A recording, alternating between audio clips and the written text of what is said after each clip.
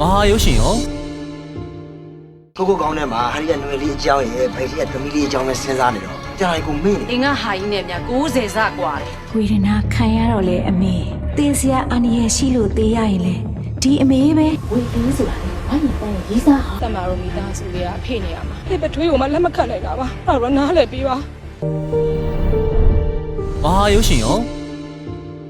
အဲ့ဒီစဉ်းစားမှာငါသမီးလေးကိုပေးမှအလုပ်ပေးတာတော့အမေတော့အပြဆုံးပဲအေး ။ငါသူ့ကိုကြည့်တဲ့အကြည့်တွေ။ तू ကနင့်ကိုကြည့်တဲ့အကြည့်တွေကိုငါတို့ကဖတ်တတ်ပါလေ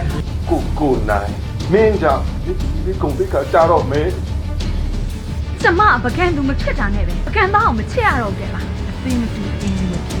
အားလည်းရမှာအပန်းလည်းဖြစ်ရင်မဟာရဲ့ရုပ်ရှင်ရုံတဲ့ဝင်ရောက်ကြည့်ရှုဖို့အတွက်ရုပ်ရှင်စကားကောင်းများကိုရွေးချယ်တင်ဆက်ပေးတော့မှာဖြစ်လို့မဟာ TV Channel မှာစောင့်မျှော်ကြည့်ရှုပေးကြဖို့သတင်းကောင်းလေးပါလိုက်ပါရစေခင်ဗျာမဟာရုပ်ရှင်ရော